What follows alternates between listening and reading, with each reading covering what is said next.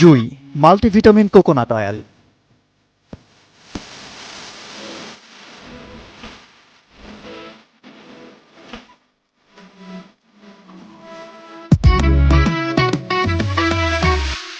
সুপ্রিয় দর্শক, সবাইকে স্বাগত জানাচ্ছি জুই মাল্টিভিটামিন কোকোনাট ওয়েল নিবেদিত এটিএন নিউজের ঈদের বিশেষ আয়োজন সেলিব্রিটি আড্ডায়।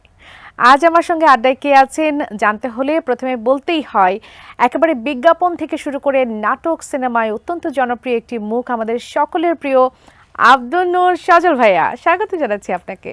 থ্যাংক ইউ, এত সুন্দরভাবে পরিচয় করিয়ে দেওয়ার জন্য অসংখ্য ধন্যবাদ। আমি আরো বড় করেও দিতে পারতাম, কিন্তু আপনার সাথে আসলে অনেক গল্প বাকি আছে, সেজন্য ছোট করে পরিচয় করে দিলাম। একটু শুরুতেই যদি আমি যে নামটির কথা বলছিলাম, আব্দুল নূর সজল, আপনার নাম তো এটা, কিন্তু ছোটবেলায় আপনাকে লিলিপুট কেন ডাকা হতো? ওটা একেবারেই ছোটবেলার গল্প। সেটা হচ্ছে আচ্ছা। নানু যিনি, নানু আমরা দু ভাই ছিলাম, তো আমার বড় ভাইকে ডাকতেন কালামিয়া আর আমাকে ডাকতেন ধলামিয়া। আচ্ছা। আর হচ্ছে খালারা যারা ছিলেন একটু গাদুম গুদুম ছিলাম এবং আমি নাকি খুব থপ থপ করে হাঁটতাম। আচ্ছা, তো আমার খালারা মামারা আমাকে লিলিপুট ডাকতেন, আদর করে লিলিপুট বলে ডাকতেন, এবং আমি- ধলামিয়া পরে লিলিপুট। লিলিপুট। চমৎকার। আচ্ছা ভাইয়া, আপনি কি জিনে বিশ্বাস করেন? অবশ্যই বিশ্বাস করি। জিনে ভয় পান? ভয় পাওয়াটা আপেক্ষিক, কিন্তু বিশ্বাস করি। আচ্ছা, এই জন্যই এই বিশ্বাস থেকে কি অভিনয় করেছেন, যে জন্য জিন সিরিজ মানুষের কাছে এতটা জনপ্রিয়তা পেয়েছে, এত বেশি আপনাকে তারা মনে করেছে যে এই ক্যারেক্টারের জন্য আপনি পারফেক্ট? একটা বিষয় যে আসলে আমরা যেই বিষয়টি বিশ্বাস করি না, কিংবা বিশ্বাস করে একটা কথা বলা, মানে মন থেকে একটা কথা বলা আর মন না থেকে কথা বলে, দুটোর মধ্যে কিন্তু পার্থক্য আছে। পার্থক্য আছে এবং জনগণ, দর্শক সেটা বুঝতে পারে। এক্স্যাক্টলি। এবং আমি আসলে মন থেকে করি, আমি আসলে কাজটাকে মন থেকে ভালোবাসি, এবং এটা সত্যি যে জিনের কাজটা সবসময় পরিশ্রমের হয়, এবং এবারও তার বিকল্প হয়নি, এবং সে কারণেই হয়তো ওই সততার জায়গাটুকু দেখা যায়, এবং পুরো প্রজেক্টটা হয়তো দর্শকদের মনের কাছের একটা জায়গা নেয়, সে কারণে হয়তো ওইভাবে করে আমরা আসে। জিন নিয়ে আসলে আরো গল্প করব, তবে যেহেতু ঈদ চলে গেল, ঈদ সম্পর্কে একটু জানি যে আপনার এবারের ঈদটা কেমন গেল? আলহামদুলিল্লাহ, খুব ভালো।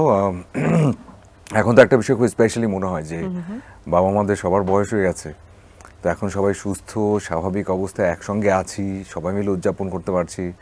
ভাইয়া আপা বাইরে ছিলেন, ওনারা এসছেন, তো এর চাইতে সুন্দর ঈদ তো আর হতে পারে না। ছোটবেলার ঈদ সেটা কেমন ছিল? উফ, ছোটবেলার মানে ঈদ মানেই হচ্ছে আমি একটু ডান পিঠে দুষ্ট ছিলাম বেশি। আচ্ছা। তো মানে যে জিনিসপত্র কাড়াকাড়ি মারামারি সব আমার খুব চলতো। আচ্ছা, তো কারোটা দামি হলেও প্রবলেম, মানে কারোটা অন্য ভাই বোনদের যদি ভালো কিছু আসতো সেটা কি আপনি তাতে লুকিয়ে আমার প্রবলেম রাখতেন? ছিল। হ্যাঁ, আচ্ছা, সেটা কি আমার রকম? ভালো হতে পারবে না কিছু আর। সব থেকে ভালো আপনারটা হতে সবচেয়ে হবে। ভালো আমারটা হতে হবে, সবচাইতে দেখতে ভালো আমাকে লাগতে হবে, আমাকে আচ্ছা। সালামি ঠিকঠাক দিতে হবে, মানে বেশি দিতে হবে, আমাকে একটু আদর বেশি করতে হবে, এইসব জিনিস ছিল সবচেয়ে বেশি। মানে একটা নায়কের যে বৈশিষ্ট্যগুলো, দুষ্ট মিষ্টি বৈশিষ্ট্যগুলো আপনার ছোটবেলা থেকেই ছিল, যেটা আসলে দর্শকও দেখতে চায়। আমরা সবসময় চাই যে নায়ক দুষ্ট মিষ্টি হবে, সব ধরনের গুণাবলী তার মধ্যে থাকবে। ছোটবেলার ঈদগুলো আসলেই যদি গল্প করতে শুরু করে, সেই গল্পগুলো শেষ হবে না। প্রতিটি বছর, প্রতিটা সময় অত্যন্ত চমৎকার ছিল, কিন্তু দর্শকরা তো তারপরে জানতে চায় একা একা আর কত ঈদ কাটাবেন? বেশি দিন না, যখন কাটাবো না বলে দিব সবাইকে। আর প্রতি বছর কিন্তু আমরা অপেক্ষায় থাকি যে আপনার কাছ থেকে একটা শুভ সংবাদ আসবে, দর্শকরা জানতে চান যে আপনার কাছ থেকে ওটা নিশ্চয়ই। আমি আসলে প্রতি বছরই বলি না, এটা আসলে একটা বিষয় আমি দেখেছি যে সবাই এই বিষয়টা নিয়ে কথা বলতে ভালো লাগে, চর্চায় আনে, চর্চিত হই, আমারও খারাপ লাগে না, ঠিক আছে, চর্চিত থাকি, সমস্যা কি। আর বাসা থেকে প্যারা দেয় না? না, আমার বাসার মানুষজনদের একটা বিষয় খুব ভালো লাগে, যে তারা বলেন যে যখন তোমার মনে হবে যে this is you want to do it, তোমার মনে হচ্ছে যে তুমি আসলে সেট ডাউন করতে চাও, ডু দ্যাট, কিন্তু তার আগে একেবারে ফুল ফ্রিডমের মধ্যে আছেন, যে জন্য কখনো কি এটা নিয়ে কোনো প্যারা নেই যে তোমাকে করতে হবে, এবার নট রেডি, ওই ওরকমের ট্রমাটাইজ লাইফ আমাকে কখনোই দেয় না। তারপরে যদি অ্যাপ্রক্সিমেট একটা টাইম জানতে চাই যে আপনার আর কতদিন সময় লাগবে রেডি হতে? না, এমন কোনো কথা নেই, যখন এটা কালকে হতে পারে, এটা এক বছর পরেও হতে পারে, ঠিক মানে আপনার মন আপনাকে জানান দেবে না? টাইম? সেটাও না আসলে, আমার কাছে মনে হয় যে বারবারই বলি, জিনিসটা আসলে বিশ্বাসযোগ্য হয় কিনা সবার কাছে। যেমন কতগুলো জিনিস আছে আসলে এটা আমরা প্ল্যান করেও করতে পারি না, এটা একেবারে সত্যি না। এবং আপনি একটা জিনিসকে নিজের মতো করে করে নিলেন, সেটা সুন্দর হবে কিনা সেটাও আপনি বলতে পারেন না। একদম, So, একদম। সেটা যখন ঘটার ঘটুক, ইনশাআল্লাহ। পছন্দের কোনো পাত্রী আছে? আছে। আচ্ছা, আমরা তাহলে তার জন্যই অপেক্ষা করি। আমরা এটাই আসলে জানতে চাচ্ছিলাম, সব থেকে বড় প্রশ্নটাই এটা, যে পছন্দের যে কোনো মানুষটি আছে কিনা যার জন্য এত অপেক্ষা। এটা জেনে এটিএন নিউজের মাধ্যমে নিশ্চয়ই দর্শকরা অনেক বেশি পুলকিত হবে। আরেকটু স্পেসিফিক করে যদি জানতে চাই, এটা কি মিডিয়ার মধ্যে নাকি মিডিয়ার বাইরে? না, এই ব্যাপারে আর কিছু বলবো আর কিছু বলবেন না? আচ্ছা, ঠিক আছে, তাহলে আমরা কিছুটা আভাস পেতে পারি, কারণ মিডিয়ার বাইরে হলে আসলে সেভাবে বলাতে সমস্যা থাকার কথা না। আচ্ছা ভাই, আপনি তো জাহাঙ্গীরনগরে পড়াশোনা করতেন, জি। সেখানে প্রেম হতো না? আচ্ছা, প্রেম কিংবা এর বাইরে কি আর কিছুই বলার নাই? আমরা আপনার বিয়ের পর তো আসলে এই প্রশ্নগুলো করতে পারবো না, না, এইজন্য আমি আগে আমি একটু চাই করে যে নিচ্ছি। তারপরেও আসুক আসলে, কারণ প্রেমময় মানুষের জীবন, এবং মানুষের জীবন বহমান। আমি কিন্তু বিশ্বাস করি যে বিভিন্ন সম্পর্ক বিভিন্নভাবে মানুষকে আসলে অনেক লেসন দিয়ে যায়, অনেক কিছু শিখিয়ে যায়, অনেক অনুভূতির সঙ্গে পরিচয় করিয়ে দিয়ে যায়। এই যে আজকে আমরা যারা অভিনয় করি, কত রকমের দৃশ্যে আমাদেরকে কাজ করতে হয়। হয় না, অনেক সময় দেখা যায় যে পড়ার পর মনে হচ্ছে, আচ্ছা এমন এমন দৃশ্যগুলো হয়তো কাছাকাছি এক্সপিরিয়েন্সে ছিল। আচ্ছা, আর আসলে প্রেমের অনুভূতিটা কেমন হয়, সবার সাথে কি মেলে? দেখি, একটু শুনি আপনার কাছ থেকে। এটা তো আসলে মানে এটা তো সার্বজনীন আমার কাছে মনে হয়। এটা আসলে কোনো একজন মানুষের একার একরকম হয় না। হয় না যে যদি মানুষ হয়, যদি আবেগ অনুভূতি থাকে, তাহলে এটা তো থাকবেই, এটা তো খুব স্বাভাবিক। এবং সেটা আমার মনে হয় কমন, কারো বেশি কারো কারো কম। বেশি কারো কম। বিশ্ববিদ্যালয়ের সময়ের কথা একটু শুনি। বিশ্ববিদ্যালয়ের জীবনটা আমরা বলি যে আমাদের জীবনের সব থেকে সুন্দর সময়, সব থেকে স্বাধীন একটা সময়। সেই সময়ের মজার কোনো স্মৃতি মনে পড়ে যেগুলো আমাদের সাথে শেয়ার করতে চাইবেন? প্রচুর প্রচুর, মানে আমি আমি সবসময় একটু দুষ্টামি বাদরামির ভিতরেই থাকতাম। আইবিএতে পড়ছিলাম, তো আমাদের অ্যাসাইনমেন্টস জমা দেওয়ার একটা সার্টেন টাইম থাকতো, এবং আমাদের আবার বেশ প্রেশারাইজড লাইফ ছিল। যেমন ক্লাস হয়তো শেষ হয়ে গেল 4টার সময়, তখন আমাদেরকে একটা অ্যাসাইনমেন্টস দেওয়া হলো, এবং সেটা একটা গ্রুপ অ্যাসাইনমেন্টস, তো সবাই মিলে সেটাকে করে হয়তো আমাদেরকে ওদিনই জমা দিতে হবে। আচ্ছা। এবং ক্যাম্পাসটা ঢাকার বাইরে, তো আমরা আবার ভালো কিছু করতে চাইলেও যে হয় না যে একটু ঠিকঠাক করে রেডি করে সেটাকে আসলে জমা দেওয়া একটু ডিফিকাল্ট অনেক সময় হয়ে যায়। তো আমরা ঢাকায় আসছি, ঢাকায় এসে আবার সেটাকে তখন কিন্তু আসলে যে এত প্রিন্ট করা কিংবা এই জিনিসগুলো এত এভেলেবেল ছিল না। তো আমরা সব কিছু করে সেটা রেডি করতে করতে আমাদের বেজে গেছে হচ্ছে 10টা। আচ্ছা, তখন আমাদের জমা দেওয়ার টাইম শেষ। তো তখন স্যারের বাসার অ্যাড্রেস কালেক্ট করো। ও, তখন অ্যাড্রেসও কালেক্ট করা হয়নি? স্যারের বাসা, মানে কারণ এটা জমা দিতে হবে আসলে ইয়েতেই, ডিপার্টমেন্টে। আচ্ছা। আর আমি তখন প্ল্যান করছি যে আমি স্যারের বাসায় যাব, স্যারের বাসায় গিয়ে ডিপার্টমেন্টে পাবেন না তাকে তখন আর। স্যারের বাসায় যাব, স্যারের বাসার অ্যাড্রেস কালেক্ট করলাম ডিপার্টমেন্টের যে যারা আমাদের কর্মীরা যারা ছিলেন ওদের কাছ থেকে। ওনার বাসায় গেলাম, দরজা নক করলাম, 10টা না 10:30 বাজে আমার মনে আছে। এটা বখতিয়ার রানা স্যার, উনি দরজা খুলছেন না, অনেক পরে দরজা খুললেন, খুব বিরক্ত হয়ে আমার দিকে তাকানো যে 10:30 11টার সময় বাসার সামনে কি স্যার অ্যাসাইনমেন্ট। তারপর স্যার কি বললেন? দিতে বললেন, হাতে নিয়ে বললেন যে মার্কস দিব না। তারপরে পরে দেখেন স্যার, চলে আসে পরে মার্কস ঠিকই পাইছি। মার্কস দিয়েছিলেন? বাহ, চমৎকার। আসলে স্যারদের সঙ্গে এই যে একটা মধুর সম্পর্ক, নিশ্চয়ই তার সঙ্গে যোগাযোগ পরবর্তীতেও ছিল বের হয়ে আসার পরও। আমরা তো আসলে আমাদের সময় একটা সময় ছিল যখন শিক্ষকদের আমরা অন্যরকম মাথার মুকুট করে রাখতাম, তাদের শ্রদ্ধার জায়গা, তাদের অনার জায়গাটা অন্যরকম ছিল। বই পড়তে ভালোবাসতেন? ভীষণ বই চোর ছিলাম। বই চোর ছিলেন? হকারদের কাছ থেকে, ফুটপাত থেকে বই কেনা হয়েছে, পড়া হয়েছে? প্রচুর। দুটো ইনসিডেন্টস বলতে পারি। একটা হচ্ছে ছোটবেলায় কমিক্স পড়ার খুব শখ ছিল, তো আম্মা যেটা করতেন যে নিউ মার্কেটের 1 নম্বর গেট দিয়ে ঢুকে হাতের বাইরে সব বইয়ের দোকান, একদম। তো ওখান থেকে আসলে যে খাতা বই এগুলো কেনা হতো, এবং আমরা 3টা ভাই বোন, তো আম্মা কিন্তু খুব হিসাব করেই কিনতেন যে আমার সিনিয়র যেটা ছিল যদি ওটার বই বেঁচে যেত ওটাই আমাকে পড়তে হতো, যেটা হয় সচরাচর আমাদের সময়গুলোতে হতো। আর হতো যে খাতাটা কিনতেন, যে রাবার ইরেজার, এগুলো আমার খুব পছন্দ ছিল, এগুলো কিনতেন। আচ্ছা, নতুন নতুন রাবার ইরেজার ব্যবহার করতে খুব ভালো লাগতো। যেমন আমি ইচ্ছা করে কখনো বাসা থেকে নোট করে দিতাম না যে কয়টা লাগবে, আমি জানতাম যে ওখানে যাওয়ার পর যেন সময়টুকু লাগে, কারণ 3 ভাই বোন গেলাম। তা আমার তখন টার্গেটই হতো তখন নন্টে ফন্টে, হাদা ভোদা, সাবু, চাচা চৌধুরী, এই টাইপের কতগুলো কমিক্স ছিল, টিনটিন ছিল খুব জনপ্রিয়। এবং আমি যেটা করতাম যে এক ধাক্কার মধ্যে যত পারি পড়ে ফেলবো, মানে ওটা হতে হতে আমি মানে এমন হয়েছে আমার হয়তো 2টা 3টা কমিক্স পড়া শেষ। আচ্ছা, এবং এরপরে আসলে কি কিনবো ততক্ষণে সেটা সিলেক্ট হয়ে যেত। মানে যেগুলো পড়া হয়ে গেছে ওটা তার দরকার নাই, কিন্তু নতুন বার কিনবো। আর বইমেলা ঢাকা কলেজে পড়তাম এবং আমরা এক দঙ্গল যেতাম বইমেলায়। হুমায়ুন আহমেদের আমি একদম মানে আমাদের পুরো গ্রুপসের সবাই আসলে ফ্রি কি ছিল ওনার জন্য, এবং কার কাছে কত কালেকশন সেটা নিয়েও এক রকমের কম্পিটিশন ছিল। এবং এটাও সত্যি যে হুমায়ুন আহমেদ পড়ার পরে আসলে বাকি সব বই পড়া হয়েছে। ব্রেইন স্টর্মিংটা ওনার বই পড়ার পর যেটা হতো, একদম। মনে তো হতো যে আলাদা একটা জগতে চলে এলাম, একদম, তাই না? বইটা একদম। শেষ কিন্তু রেশ কেটে রেশ যাচ্ছে না। কেটে যাচ্ছে। এবং এটাই আমরা করতাম, সব বন্ধুরা মিলে এরকম স্টলে স্টলে ঘুরতাম এবং ওই একই একই জিনিস। ব্যাপার, কিছুটা পরে এগিয়ে রাখা হতো, পরেন না। আচ্ছা। না, ওটা নিয়েও চলে আসতাম ও চুরি করে। আচ্ছা, বইচোর। ও আচ্ছা, শুরুতে বলছিলেন যে বই চুরি করার বইচোর, অভ্যাসও আছে।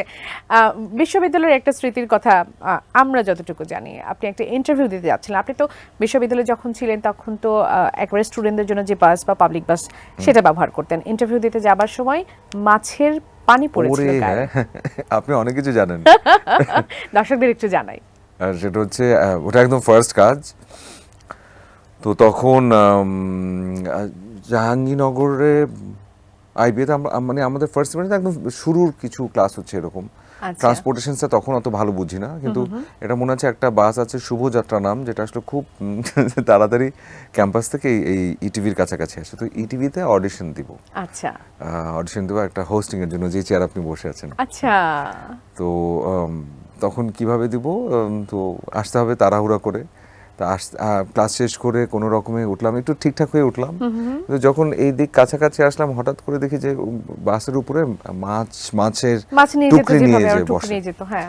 সেই টুকরি থেকে পানি পড়তে পড়তে গা ভিজে গেছে ভিতরে। আল্লাহ, তারপর? তো তখন তো অতটা ফিল করি না, যখন নামলাম তখন দেখি যে মানে একটা আষ্টে গন্ধ থাকে না, সে অবস্থা, প্লাস হচ্ছে ভেজা ভেজা, এবং এখন সাথে এক্সট্রা কোনো কাপড় নাই, কিছু নাই, মানে তখন তো এত কিছু প্ল্যান না। ভীষণ বিব্রতকর একটা অবস্থায় পড়ে হ্যাঁ। যাওয়া। তো তারপর তখন কি বললো যে করলেন? আচ্ছা যা আছে কপালে হবে, যাই অডিশন দিব, মানে দিবই। ওই অবস্থায় গিয়ে অডিশন দিলাম, এবং দেবার পরে আলহামদুলিল্লাহ ওখান থেকে শর্ট লিস্ট হই ফার্স্ট। ও, মাছের পানি আপনার জন্য আশীর্বাদ ছিল। আশীর্বাদ ছিল। মুরগির বাচ্চাও তো আপনার কোলে উঠে গিয়েছিল, তাই না? সেই সেই গল্পটা একটু ছোট করে শুনি। এটা হচ্ছে ক্যাম্পাসে যাওয়ার সময় আরেকদিন পড়ছি, এবার আমাদের আবার সিস্টেমটা কি ছিল, মানে এত পরীক্ষা হতো ডিপার্টমেন্টে, আমাদের সারাক্ষণ পড়ার পরে যে বাসে বসে বসে পড়তে পড়তে যেত। তার আমি আচ্ছা। ফাঁকিবাজ ছিলাম যে আগে থেকে হয়তো পড়তাম না, তো বাসের মধ্যে মানে প্রচুর একদম পড়াশোনা করছেন। পুরা মনে হচ্ছে একবার দূরে উদ্ধার। পড়ছি পড়ছি পড়ছি, হঠাৎ করে দেখি বইয়ের উপরে হ্যাঁ। মুরগির বাচ্চা কোথা থেকে হাত এলো দিয়েছে। আসলে? ওই যে বাস, যে ওই বাসের মধ্যে এরকম মুরগির চলে আসে। টুকরি নিয়ে যাচ্ছে একজন, ওখান থেকে হাঁটতে হাঁটতে চলে আসছে, তাকে দেখলাম টুকরি থেকে বের হয়েছে আমার বইয়ের উপরে। আপনার পড়া আগায় দিতে আসছে। এরকম প্রচুর ইনসিডেন্টস, এবং আমি চমৎকার। আপনার এনজয় ভার্সিটি জীবনটা আসলে অসাধারণ ছিল। খুব ভীষণ বেশি, রকম। খুব বেশি। আচ্ছা, ছোটবেলায় তো অনেকে বলে যে আমি বড় হয়ে ডাক্তার হব, ইঞ্জিনিয়ার হব, কিন্তু আপনি হতে চাইতেন রং মিস্ত্রি। এর কারণটা কি? কারণ আমার কোটা নাই ছিল, আমার কোটা ছিল না ওখানে। রং মিস্ত্রির কোটা ছিল? হ্যাঁ, কারণ আব্বা ছোটবেলা থেকেই এক রকমের ভাবে গাইড করছেন সবাইকে। আব্বা খুব স্টুডিয়াস ছিলেন, তো আব্বা চাইতেন যে ভাইয়া ভাইয়া ইঞ্জিনিয়ারিং পড়বে, আপা ডক্টরি পড়বেন। তো বড় ভাই আপা আছেন, ওনারা দুজন কোটা শেষ করে দিয়েছেন, এরপরে আর কোনো আচ্ছা। কোটা নাই। তো আমার ড্রিম আর কি হতে পারে, মানে আপনার মনে হয় রঙের প্রতি একটা আকর্ষণও ছিল? হ্যাঁ, আমি যেমন ছোটবেলায় খুব স্কেচিং এগুলো পছন্দ করতাম। তো আমাকে কেউ জিজ্ঞেসও যদি করতো যে তুমি আসলে কি করতে চাও, তো আমি বলতাম যে ও আচ্ছা, এটার একটা রিজন হচ্ছে ওই যে রিক্সার পিছনে ছবিগুলা? হ্যাঁ, ছবিগুলো যে হ্যাঁ, হ্যাঁ। ওগুলো দেখতাম, আমি ওখানে আবার লেখা থাকতো সজল art সজল লেখা আর্ট সব থেকে বেশি লেখা থাকতো। তো ওটা দেখে আমার মনে হতো যে আমাকে রং মিস্ত্রি হতে হবে, রং মিস্ত্রি হতে আমি হবে। অনেক আঁকবো একদম। চমৎকার। আসলে নাটকে তো আপনার নাটকের কাজের অভিজ্ঞতা অনেক বিশাল, অনেক বিস্তর। অনেক নায়িকাদের সাথে আপনি অভিনয় করেছেন। তাদের সাথে অভিনয় করতে গিয়ে কখনো কি ইমোশনাল হয়েছেন? কারোর প্রতি এমন মনে হয়েছে যে প্রেম বোধহয় হয়ে গেল? আচ্ছা, আমি খুব বেশি আর জিজ্ঞেস করব না। না, এটা শুনি। আমার কাছে একটা জিনিস মনে হয় যে প্রেম বিষয়টা তো খুব স্বাভাবিক প্রক্রিয়া না, ভালো লাগা কিংবা সম্পর্কগুলো তো তৈরি হওয়া, কিন্তু হয় না যে, এবং এটা যে হবে না এটা তো আসলে বলা যায় না না। হওয়াটাই অস্বাভাবিক। এবং হবে, এবং সে কিছু কখনো কিছু পরিণতি পায়, কিছু পায় না, very normal. Life full of experience, এবং এর মধ্যে দিয়ে আসলে যেতে হয়। আচ্ছা, আপনার নায়িকাদের অভিজ্ঞতা একটু শুনতে চাই। অনেক আমি তখনই বলছিলাম যে অনেক নায়িকার সাথে কাজের অভিজ্ঞতা হয়েছে। সব থেকে দুষ্ট নায়িকা কে ছিল আপনার কাজের মধ্যে? আমার সব নায়িকাগুলোই খুব ভালো ছিল। খুব ভালো ছিল। আমি দুষ্ট ছিলাম কেউ ছিল না, দুষ্ট। আপনি নিজে দুষ্ট আমি ছিলেন। নিজে দুষ্ট ছিলাম। আমি যে পরিমাণ সবাইকে জ্বালাইছি এবং যে পরিমাণ আমাকে সবাইকে টলারেট করছে আমাকে। আপনাকে ভালোবাসে সবাই, আমরা যতটুকু বুঝতে পারি। হ্যাঁ, কিন্তু আলহামদুলিল্লাহ, মানে এত জ্বালানোর পরে কারো প্রতি আসলে ভালো ইয়ে থাকার কথা না। মানে মানে দুষ্ট নায়িকা একটাও পান নাই, সব মিষ্টি নায়িকা ছিল। মানে আমার তুলনায় সবাই খুব কম দুষ্ট। আচ্ছা আচ্ছা। যদি ওই জায়গা থেকে যদি বলি ঘাউড়া বললে বলবো বিন্দুকে। আচ্ছা। তিশা, নুসরাত ইমরোজ। তিশা ছিল খুব খুব সবকিছু অর্গানাইজ করা, এবং আমারও অনেক কিছু ওর নিজের অর্গানাইজ করে দেয়া। বিদ্যাসিন হামিম খুব কেয়ারিং ছিল। কেয়ারিংয়ের চাইতে মিমের চাইতেও আন্টি আসলে অনেক বেশি কেয়ারিং ছিল। উনি আসলে সব কিছু খুব গুছিয়ে দিত। সারিকা খুব প্যাম্পার টাইপের একজন ছিল। মেহজাবিন ওখানে ওর সাথে খুব সুইট একটা রিলেশন স্টিল সেটা কন্টিনিউ করছে, এবং খুব বিশ্বাস ভরসার জায়গা। লিস্ট অনেক বড় হবে, অনেক বড়, অনেক বড়। এদের মধ্যে ফুডি কে ছিল, মানে খেতে খুব পছন্দ করে এরকম? সারিকা। আচ্ছা, আপনারা খাবার ভাগাভাগি করে খেতেন? কেউ কারো খাবার কেড়ে নিয়ে খেতেন, এরকম অভিজ্ঞতা আছে? প্রচুর প্রচুর। একটা শুনি। আচ্ছা, এই যে এই ইফতারের সময়কারেরই একটা গল্প বলি। হ্যাঁ। এটা হয়েছিল মনে হয় কার সাথে, বিন্দুর সাথে। হ্যাঁ, তো তখন তো আসলে যেটা হতো যে আমাদেরকে একটা স্বল্প সময়ের মধ্যে কাজ করতে হতো, এবং ঈদের আগে খুব প্রেশার। তো আমরা তখন মনে হয় একটা ফিকশনের কাজ করছি, এবং তখন ইফতারের সময়টা মনে হয় হয়ে আসছে অলমোস্ট। আচ্ছা। তো আমি তখন কথা বলছিলাম যে এমনভাবে সবাই কিন্তু রোজা। তা আমি বলছিলাম যে আচ্ছা ঠিক আছে, আমরা যেহেতু একটা সিন করছি, আমরা আপাতত শুধু মুখে পানিটা দিয়ে নিয়ে খেজুরটা খেয়ে আমরা সিনটা শেষ করে আবার তারপর আচ্ছা। ইয়ে করি। তো আমি বিন্দু তখন খেতে বসছি, এবং আর ওর আসলে ভীষণ খিদা। আচ্ছা। তো খেতে বসছে, তো এর মধ্যে আমি তখন বলছিলাম যে বিন্দু, কারণ তখন 12টা, 1টা, 2টা, 3টা এরকম বেজে যেত শুট শেষ করতে।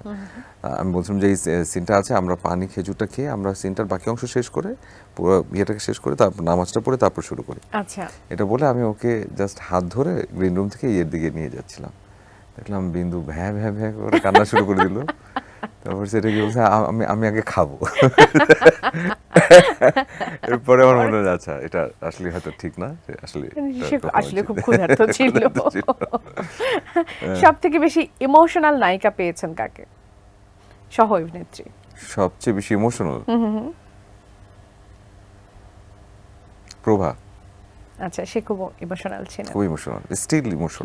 কিরকম একটু শুনি। খুব রিঅ্যাক্টিভ, যে কোনো কিছু। আমরা অনেক সময় ফান করি, অনেক সময় অনেক কিছু বলি না। সেই ফানটাকেও ওর কাছে সামটাইমস হয় না, ওই ফানের ওয়ার্ডটা হয়তো অনেক সময় কানেক্ট করতে পারে না, সেটা খুবই ইমোশনালি নেয়, এবং ইমোশনালি সেটা ধারণ করে সে। আচ্ছা, শুনেছি আপনার কাছ থেকে অনেকেই প্রেমের টিপস নিত, ঘটনা কি সত্যি?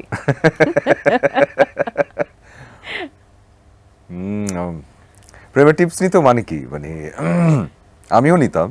আচ্ছা, এটা একটা দিতাম বেশি। পারস্পরিক, যেটা প্রবলেমে পড়তো, কিংবা স্টিল সেটা আছে যে আসলে আমরা কে কখন, ছেলেরা কিভাবে করে কোন জিনিসের সাথে রিয়াক্ট করি, মেয়েরা আসলে কোন জিনিসের সাথে কিভাবে করে রিয়াক্ট করে, সেটা একটা বোঝাপড়ার বিষয় থাকে। একটা সময় তো লাভ গুরু ছিল আপনি, আপনার পজিশনটা কি সেরকম? একটা বিরতি নেবার সময় হয়ে গেছে, বিরতির পর চলে আসছি। দর্শক, ছোট্ট একটা বিরতি নিচ্ছি। জুই মাল্টিভিটামিন কোকোনাট ওয়েল নিবেদিত আমাদের আজকের এই আয়োজনের একটা সময় হয়ে গেল বিরতি নেবার, ফিরে আসছে কিছুক্ষণের মধ্যে, সঙ্গে থাকুন।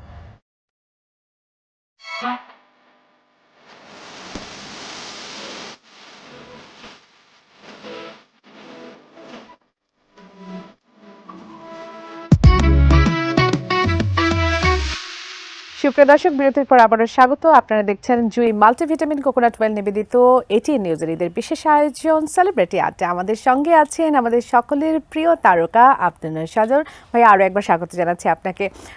অনেক মজার মজার কথা বলছিলাম, অনেক খোঁচাখুচি কথাও বলছিলাম।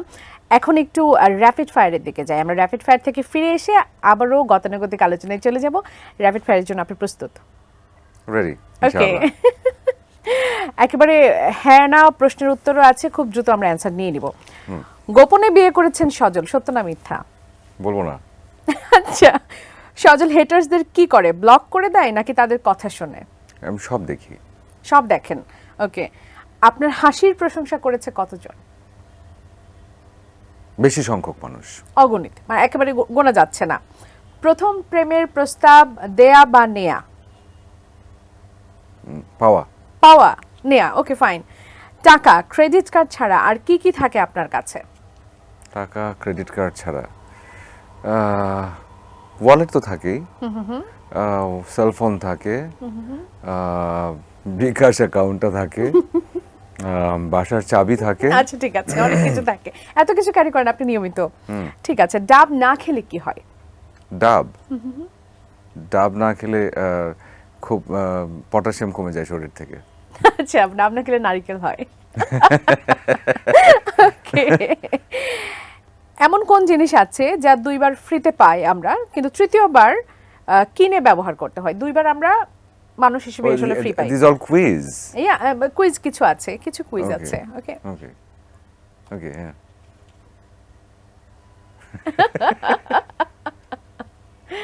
এটা একটু বেশি কঠিন হয়ে গেছে। হ্যাঁ। এটা গতানুগতিক না। এটা হচ্ছে দাঁত, আমরা দুবার ফ্রিতে পাই, পরবর্তীতে যখন আমাদের দরকার পড়ে তখন আমাদের ও কিনে আচ্ছা, একবার, কিনে নিতে হয়, দুধের কিনে দাঁত, ব্যবহার আরেকবার করতে পরের হয়। দাঁত, হ্যাঁ। আর একটা কুইজের একটু যাই। 10 জন কমলা 6 জনের মধ্যে কিভাবে ভাগ করে দেবেন? 10টা কমলা 6টা মানুষ। 10টা কমলা 6টা মানুষ। 6 জনকে দিব, 4 জনকে দিব না। না না, সবাইকে দিতে হবে। 10টা কমলা তো এখান থেকে 6টা দিয়ে দিলে হয়ে গেল। 6 জনকে দিবেন, আর 4টা দিবেন না, নিজের কাছে রেখে দিবেন। হ্যাঁ। আরো ভালো হয় না যদি কমলাগুলো ছিলে কোয়াগুলো বের করে আমরা সমান ভাগ করে দিয়ে দিই? ওটা অনেক কষ্টসাধ্য, করার দরকার নেই। কষ্ট 4টা রেখে দরকার দেবো, নাই, 6টা নিজের 6 কাছে- জনকে দিয়ে দিলাম। হ্যাঁ, আর 4টা নিজের আমার কাছে রইলো, পরে তোমাদের যাদের যাদের লাগবে আমার কাছে নিয়ে যাবে। লাইফে নেওয়া সব থেকে ভুল সিদ্ধান্ত কোনটি? এটা বলতে পারবো না, এটা আসলে ওভাবে করে বলতে পারবো না। আমার কাছে একটা জিনিস মনে হয় যে আমি দি পার্সন যে কিনা গো উইথ দি ফ্লো। আমি অনেক বেশি এক্সপেকটেশন নিয়ে চলি না, এবং আমি একজনের কাছে একদম নিজেকে সমর্পণ করে দিয়ে চলি। সো আমার মনে হয় যেভাবে যাচ্ছি আলহামদুলিল্লাহ ঠিকঠাক। আচ্ছা, পুরনো কোনো বান্ধবীকে এখনো মিস করেন? কখনো কখনো মনে হয়। আচ্ছা, রাগ হলে কি করেন? গ্লাস ভেঙে ফেলি। গ্লাস ভেঙে ফেলেন? ভয়ঙ্কর। কোন জিনিসটাকে আপনি সব সময় ভয় পান?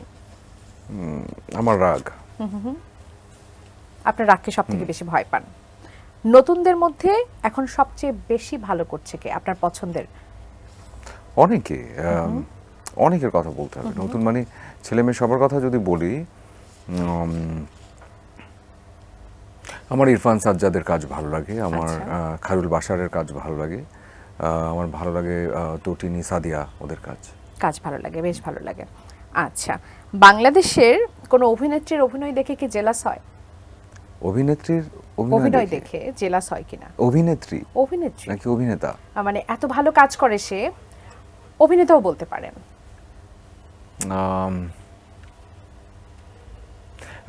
হ্যাঁ, মানে যদি অভিনেতা বলি যে কিছু আছেন যাদের অভিনয়ের কারণে মনে হয় যে আসলে আরো কত চেষ্টা করলে, আর কত জানলে পরে আসলে হয়তো হয় না, তার 50%ও সম্ভব। যেমন ফরিদি আঙ্কেল এবং আফজাল আঙ্কেল, আমি এই দুজনের ভীষণ ফ্যান। আরেকজনেরও ফ্যান ছিলাম না, স্টিল আছি, মানে সালমান শাহ।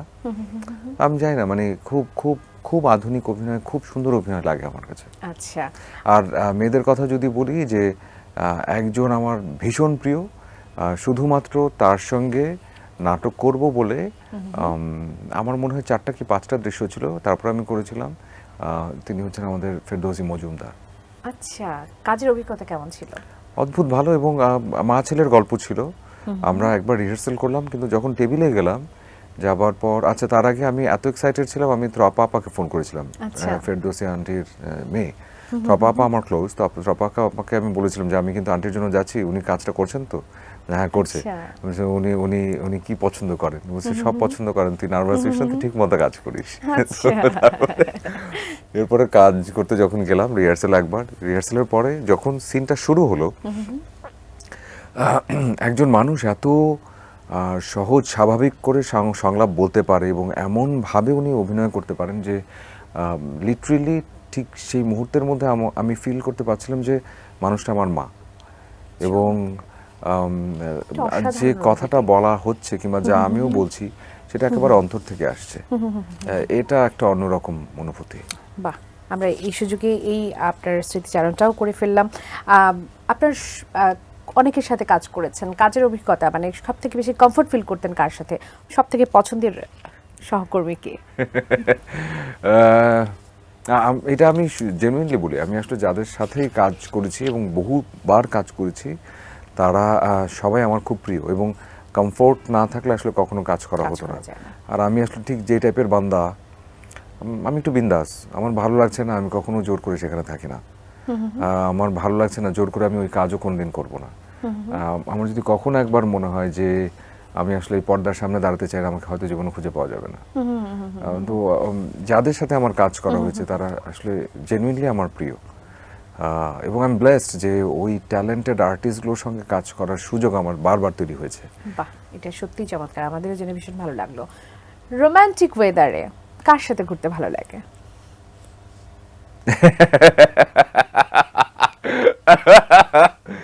রোমান্টিক ওয়েদারে এখন রিসেন্ট টাইমসে রোমান্টিক না, যে কোনো ওয়েদারে আসলে আব্বা আম্মাকে নিয়ে ঘুরতে ভালো লাগে। আচ্ছা, বিশ্বাস করলাম না। বোরখা পরে সিনেমা দেখতে যাওয়ার অভিজ্ঞতা, বোরখা পরে সিনেমা দেখতে যাওয়ার অভিজ্ঞতা নাই, তবে খুব কাভার্ড হয়ে যাওয়ার অভিজ্ঞতা সেটা কিরকম, এটা একটু ছোট করে শুনি। এটা বেশি দিন আগের কথাও না। আমি কিন্তু হলে ছবি দেখা খুব এনজয় করি। আচ্ছা, একদমই তাই। নিয়মিত দেখা হয়? হ্যাঁ, এখনো দেখেন? হ্যাঁ হ্যাঁ। আচ্ছা, আমি একদমই ওই যে অনেক পিছনের দিকে সিট কিভাবে অ্যারেঞ্জ করা যায় এবং একসঙ্গে একটু ট্রুপ নিয়ে যাওয়া যায় এরকম ভাবে যাই। তো একটার অভিজ্ঞতা খুব খারাপ। আমি আবার কথাও বলি দৃশ্য দেখার পরে, এটা কেমন এরকম আচ্ছা, বলতে থাকি। ওখানে মন্তব্য করেন? হ্যাঁ, আচ্ছা, বলতে থাকি, তারপর? ভালো লাগলে সেটাও বলি। তো এখন অন্ধকার ঘর, আমার ধারণা তো আসলে কেউ চিনবেও না, কিন্তু ইভেন মাস্ক পরা, ক্যাপ পরা, হাতও মানে খুব মানে হয় না যে সাধারণত যেমন আমাকে দেখা যায় ওরকম না আর কি।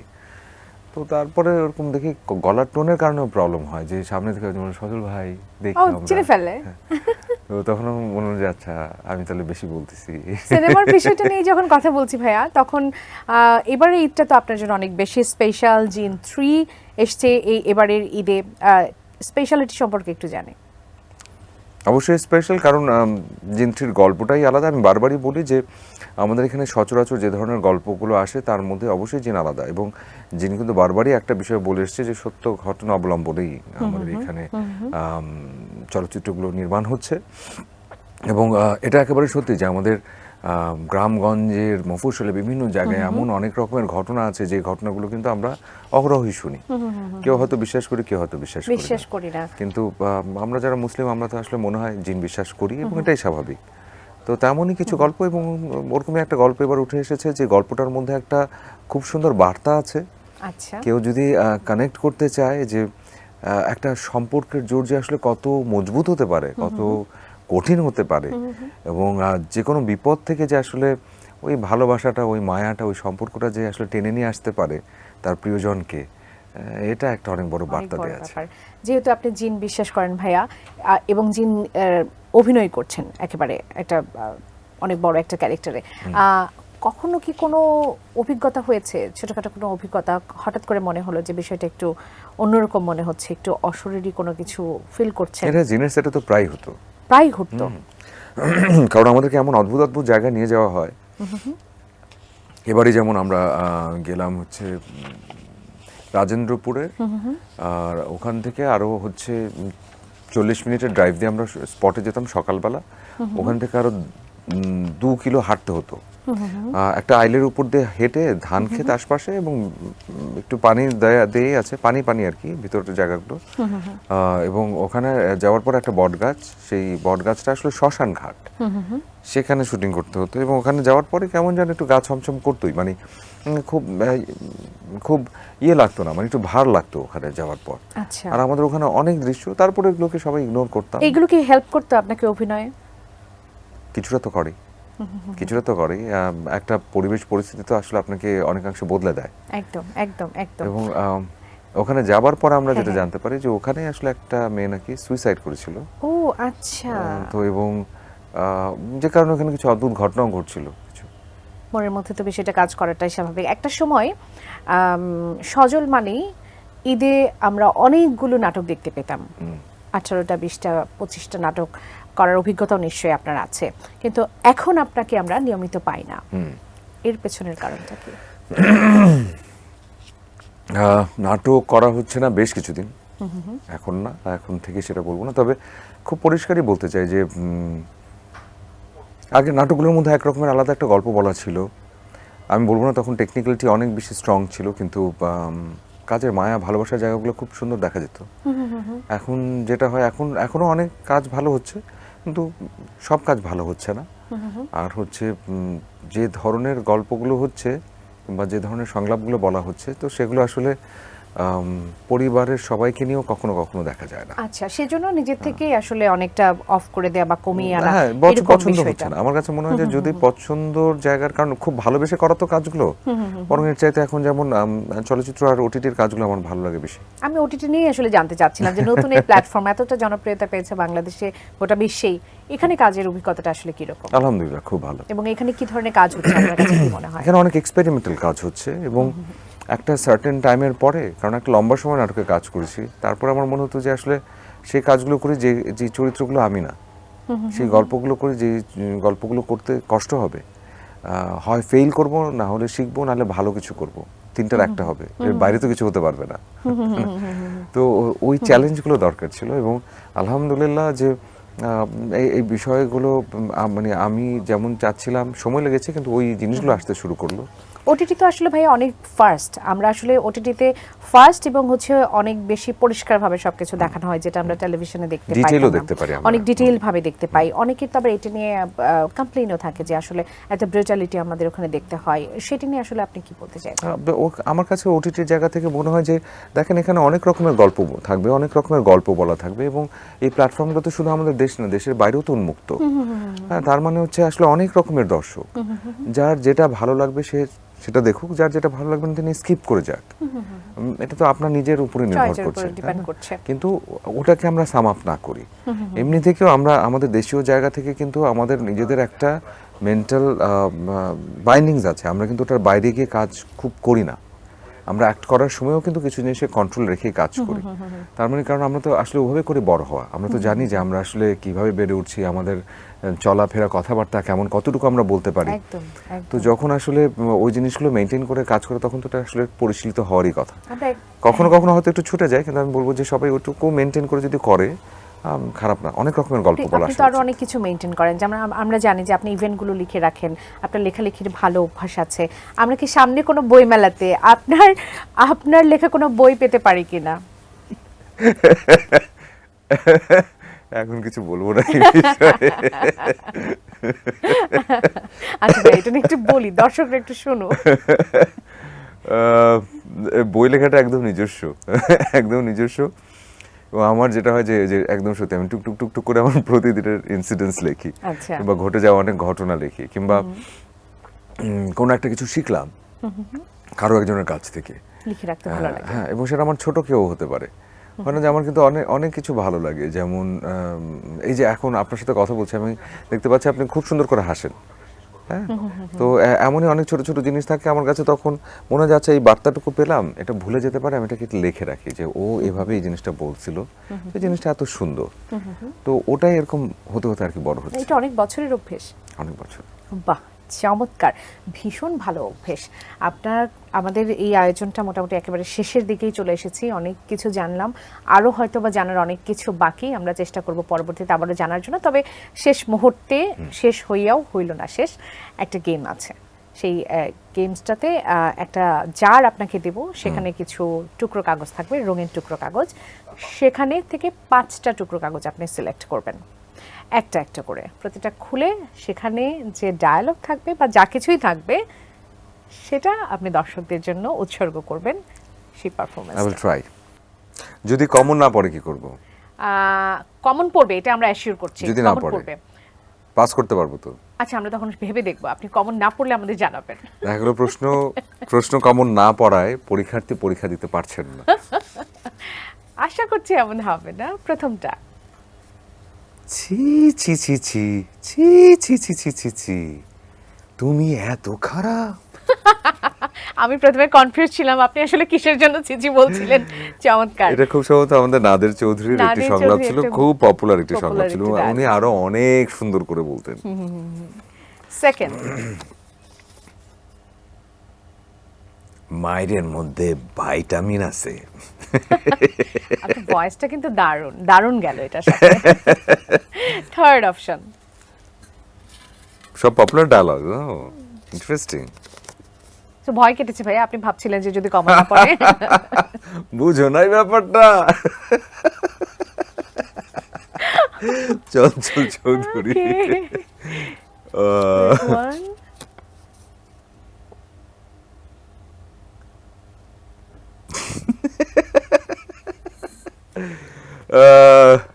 এটা কি? এটা আমি জানি না, আমার খুব জানা না। তারপরে বলি, ফেসবুকে তো নিজের ছবি এডিট মারতে মারতে দলা বানাই দিছো, বাস্তবে তো তুমি আমার থেকে কালা। আচ্ছা, আরেকটা। এটা কি সংলাপ ছিল? Most probably. মোস্ট প্রবাবলি আছে।